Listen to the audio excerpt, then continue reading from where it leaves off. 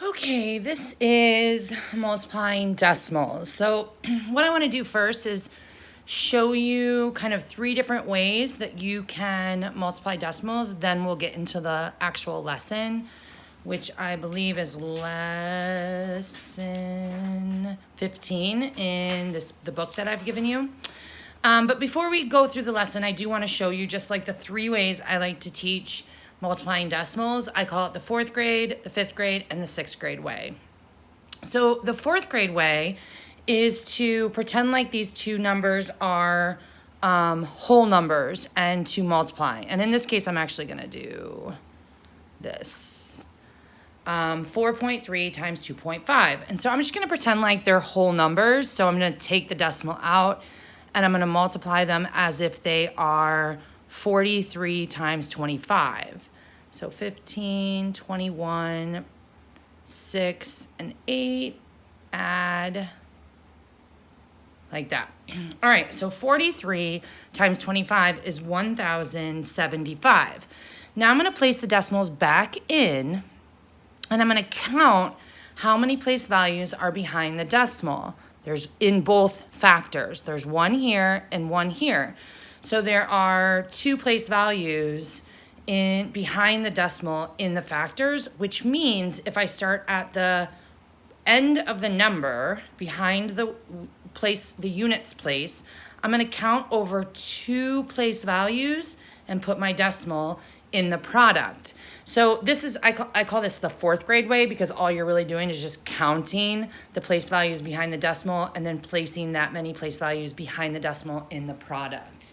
Now, the fifth grade way, we use estimation. So we do the same idea where we multiply the two decimal numbers as if they're whole numbers and we get an answer.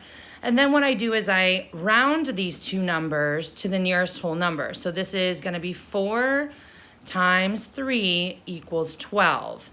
So then I look at this product, 1,075, and I figure out where the decimal goes to make it closest to 12. So if I put the decimal here, that's 1,075, nowhere close to 12. If I put the decimal here, that's 107 and 5/10, and that's not near 12 either. If I put the decimal here, that's 10 and 75 hundredths, which is in the same place value as 12. If I put the decimal there, that's 1 and 75 thousandths. If I put the decimal there, that's 1,075 10,000ths. So I'm going to estimate my product to be 12 and place the decimal point in the product of my actual answer where it goes according to the same place value. So I call that the fifth grade way. And then the sixth grade way would to be, again, to do this multiplication as if they're whole numbers, but then to figure out where the decimal goes based on the place value.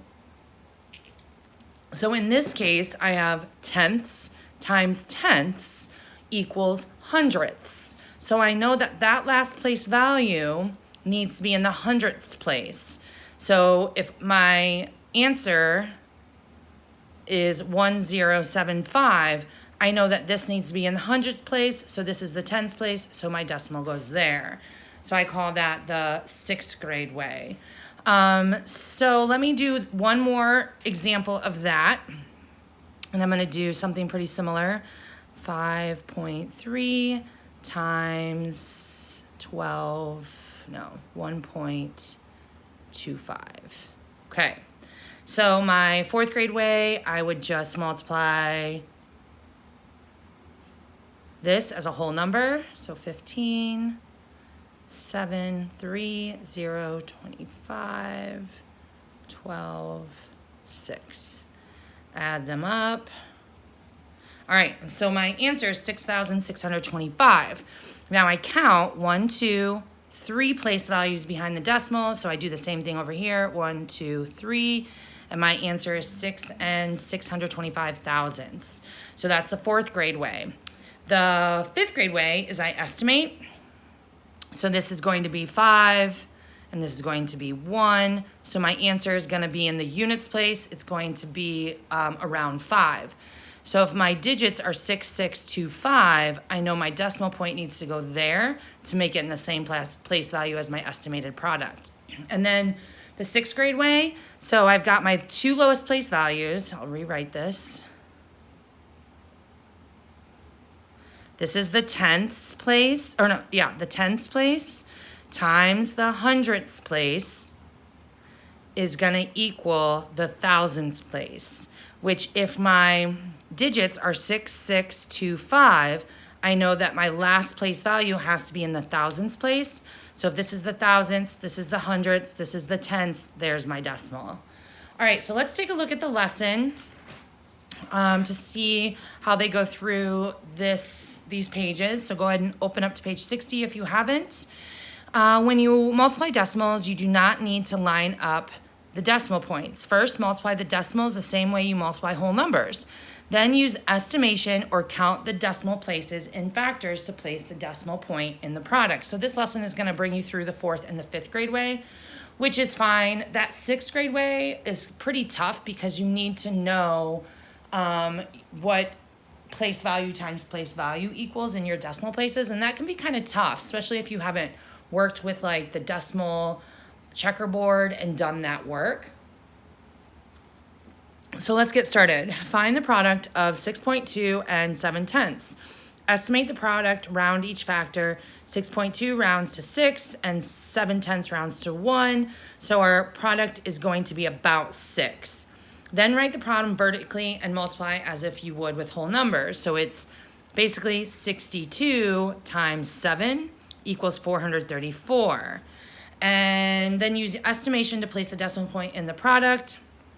Since the estimate is 6, place the decimal point so there's one digit whole number in the product. So basically, if I have 434 and my estimated answer is 6, I'm going to put the decimal point there to make this 4 in the units place, like the 6's. Or you can count the decimal places in the factors to place the decimal point in the product.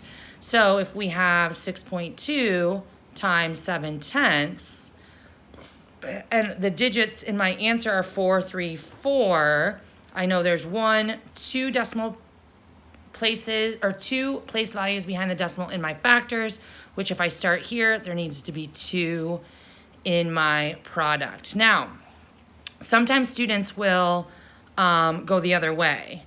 So instead of starting from here and going over 2 places, they'll start from here and go over 2 places, and that makes the answer very different. So you want to start from the lowest place value and count over to the left, however many place values are behind the decimal if you're going to count.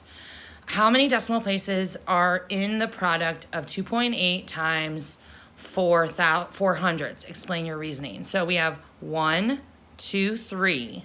So 3 place values behind the decimal because there are 3 place values behind the decimal in the factors. The factors are what you're multiplying. So there's 1, 2, 3, a total of 3 in my factors, which means there has to be a total of 3 in my product. All right, so let's do that by practicing with 2 and 93/100 times 1 and 5/10. First, we're going to estimate the product. So 2.93 rounds to 3 and 1.5 rounds to 2. So 3 times 2 equals 6. So I know my answer is going to be around 6. So my largest place value needs to be in the units place. So then write the problem vertically, then multiply as you would with whole numbers, regroup as needed. So if I multiply 293 times 15, I'm gonna get 46529305934. So I'm gonna get 4,395. So if my digits are 4, 3, 9, 5, the decimal point needs to go right here in order to make my largest place value in the units, or close to my rounded or my estimated product that is 6. So then this is I actually use this as the 5th grade way, and then this is the 4th grade way, counting the decimal place values. So there's 2 here, 1 here. We add these back up and get 4395. There needs to be 3 decimal places, so it goes 1, 2, 3. So my answer is 4 395 thousandths. How can you use estimation to check that your product is reasonable? So you can estimate the product to see where the decimal goes. How do you multiply 2 decimal numbers? You multiply as whole numbers and then place decimal in product. So you place that decimal in the product using one of the 3 methods that I showed you. Okay, write how many decimal place values would be in each product. So in this case, we're counting, right? So we have 2 in the factors, so it'll be 2 in the product. 1 in the factors, 1 in the product. 1, 2, 3 in the factors, 3 in the product. Estimate the product, then find the exact answer. So this is going to stay 5. I'm going to estimate this to 4. So my estimate is 20. And then by actually multiplying, I get 195. And so where would the decimal point go if my estimation is 20? Right there. So it's 19 5/10. Same with this one. I'm going to say that this is 2. I'm going to keep this as 24 because I can easily multiply 2 times 24 in my head, and that's 48. Then I multiply as whole numbers.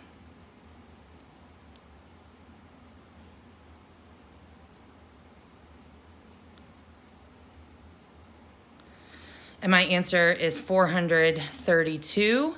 So I've got to figure out where that decimal point goes in 432, knowing that my estimated answer is around 48. So it's going to be right there, 43 2/10. So go ahead and do these and the word problem. And then for the practice on page 63, I think what I'd like you to do, you don't have to do all of these. Let's do you can do all of the odds here. And why don't you so you're finding the product and then estimating to check. So do both strategies. So you're going to count, well, the first step to do, you're going to do is just multiply, right? Like they're whole numbers. So multiply as if they're whole numbers. And then I want you to count decimals in the factors to place it in the product, and then also estimate. So for example, let's take a look at this one. So I'm just going to multiply 15 times 2, which equals 30. I'm going to count how many place values are in the product or in the factors. 1. So 1 needs to be in the product. Now my answer is going to be just 3. Now this is tricky because when you estimate this, you think, well, 2/10 is closest to 0. It's not closer to 1, it's closer to 0. And then 15, obviously you can just round as 15. So you just need to think, well, 3 is closer to 0 than anything else would be. So like if my answer is if my full answer for 15 times 2 is 30, you wouldn't want to put it here necessarily, because that, even though that's closest to 0, you're multiplying by 15, so it's got to be bigger than that. So your answer would go there. So that one was kind of tricky to estimate. So let's try this one together. So I'm going to just multiply 56 times 24. 22, 0, 12, 11, 4, 4, 3, 1. So my digits are 1, 3, 4, 4. There's one place value here, so there's going to be 1 here. Now, if I estimate this, I'm going to change both of them, and I'm going to round this down. So I'm going to say this is 5 times 25, because I can easily do that in my head, and that's 125. So I know my answer needs to be around 125, so my decimal point's going to go there in order to make that work. So go ahead and do the ones that I circled over here, 8, 9, 10, 15, 17, 19, 21. If you feel like you need more practice, you can do the evens and then do the word problems also. All right, dividing decimals. Now, it looks like when in this work, all of your divisors are going to be whole numbers, which makes it a little bit easier. So I'm going to show you over here how to do a couple different methods. It's pretty simple. So if you've got, let me actually grab some problems from this. So I'm going to start with, 1460 divided by 4. All right. So I'm going to start with this one. 14 and 60 hundredths divided by 4.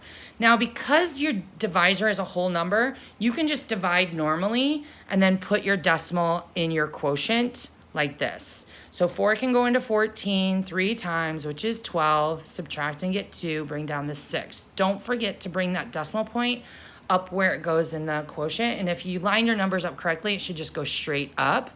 And then 4 can go into 26 6 times, which is 24. Subtract, get 2, bring down the 0, and you get 5. So that one was pretty simple.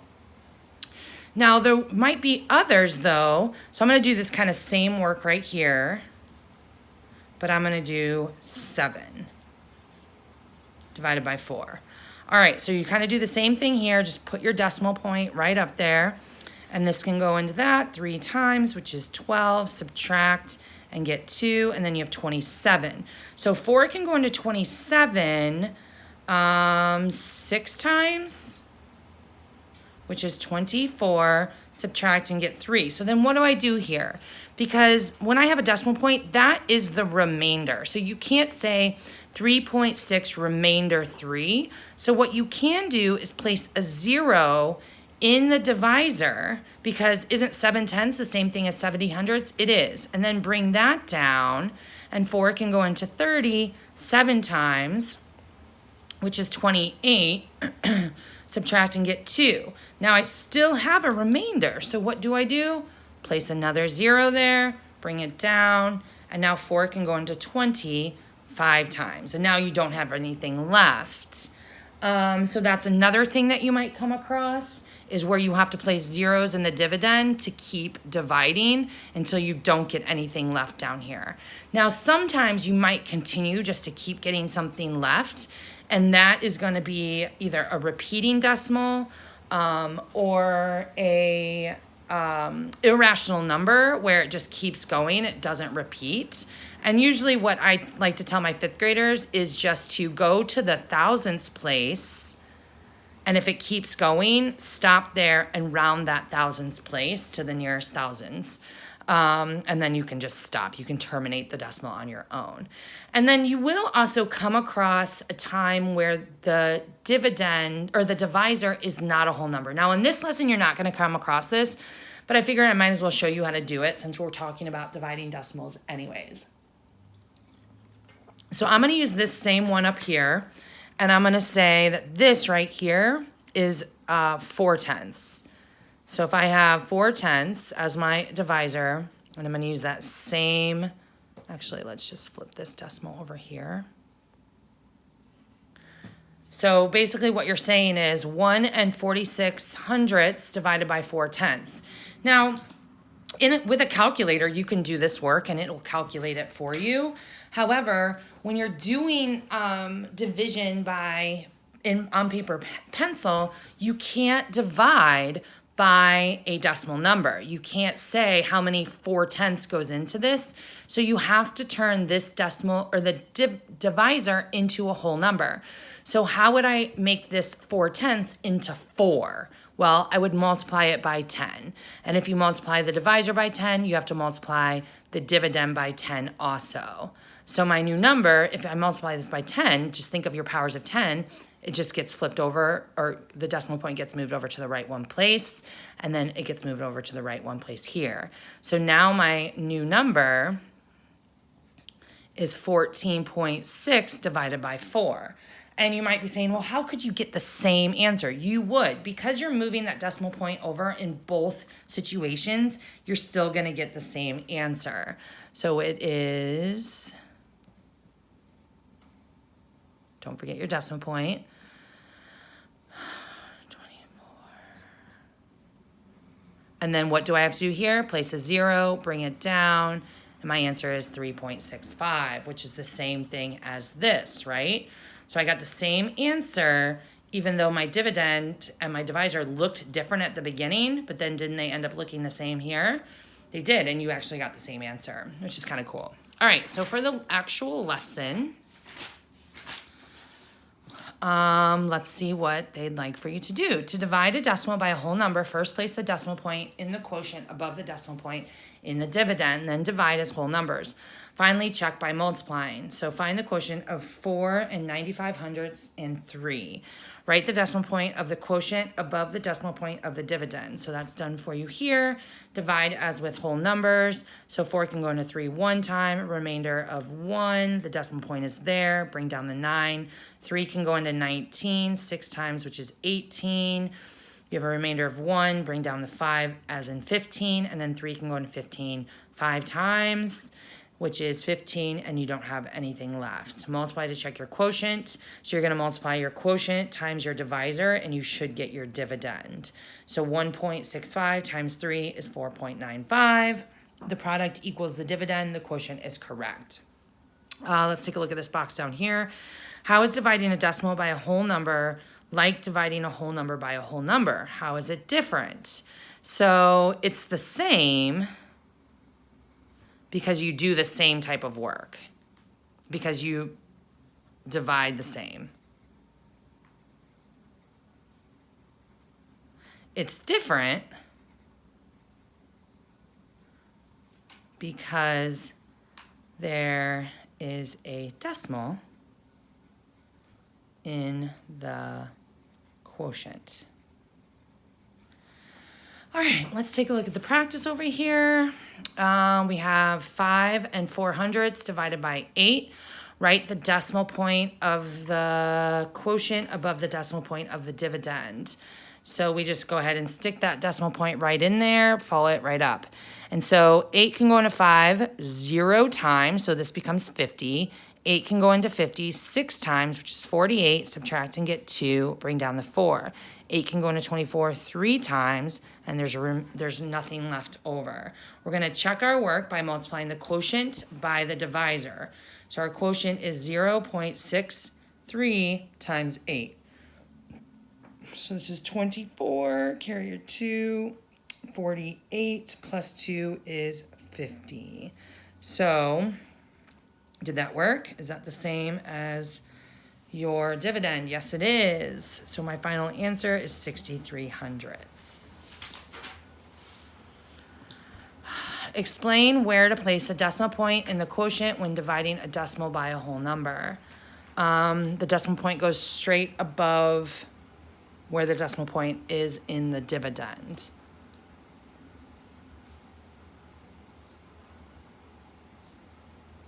The decimal in the quotient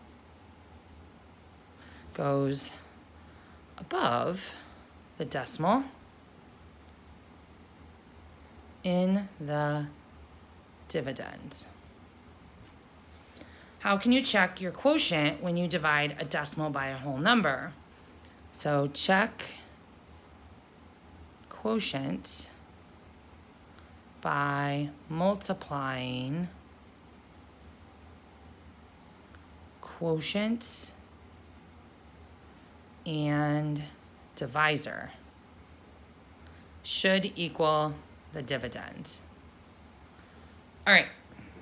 So for these practice ones, 3, 3, 4, or 3, 4, and 5, you're just placing the decimal point in the quotient. So it's just going straight above it, like that.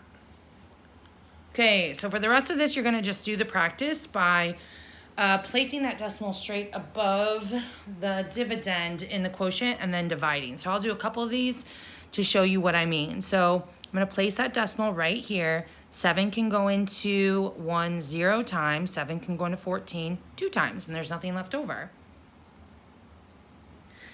I'm gonna place the decimal point right above, and 3 can go into 13 4 times, which is 12, subtract and get 1, bring down the 5, and 3 can go into 15 5 times. And then let's go ahead and check both these answers. So I'm gonna multiply the quotient times the divisor, and I should get the dividend. So 7 times 0.2, 7 times 2 is 14. There's 1 decimal point, 1 decimal point. And then 4.5 times 3, 15, carry the 1, 13, 1 decimal point, 1 decimal point. So I was right in both of those. So for these, why don't you go ahead and do all of the evens for the practice. Now you obviously can do more if you'd like, but do the evens to start, and then obviously all the word problems too.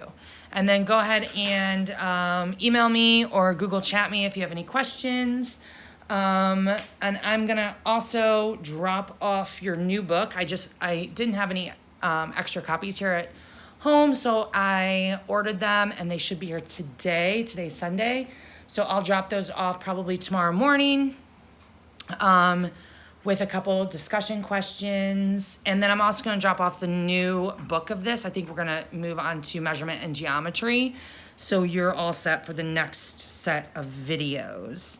Thank you for sending me your fair weather paragraphs. I glanced at them, but I'm gonna take a closer look at them later today and give you feedback on how you did on your paragraphs.